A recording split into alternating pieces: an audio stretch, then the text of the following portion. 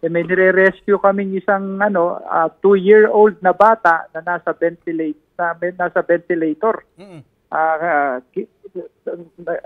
Pinagtutulong-tulungan namin mai-rescue ngayon. Opo, ano po ang chances na mailigtas po natin? Naabot na naman daw nila yung eto natatanaw ko yung yung bangka nanggaling nanggaling sila na ro sa bahay. Okay. Ikatatlong attempt to eh. Buti tumila ng konti yung pag-ulan dahil kanina napakalakas ng ulan, napakalakas ng agos. At ito tumila yung ulan ng konti, nakatulong para maging panatag yung agos. May mga casualties na po ba sa Marikina? Walang reported, wala naman Wala pang nasasabi sa akin.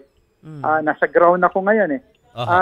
Pero ang nakikita ko talaga, maraming mga may sakit na nasa kabahayan kami na nare-rescue na idinidiretso namin sa ospital. Kaya nga ako nanawagan kanina sa Department of Health. Sana magkaroon parang express lane yung mga nare-rescue o yung mga galing sa mga naapektuhang lugar ng pagbaha ngayon sa mga ospital.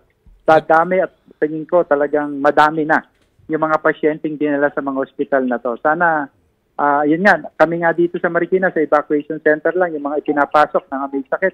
Mga doktor, nangailangan kami, nag-request kami ng mga volunteer doctors dahil hindi na sapat yung doktor ng gobyerno ng pamahalaan. Ito pinapakita natin, Mayor, yung live na footage po mula sa Marikina River. Kaya nakikita natin kung gaano kataas yung level ng tubig. Although hindi pa naman po umaabot pala sa pinakadaanan ng sasakyan, nasa ilalim pa lang ho siya.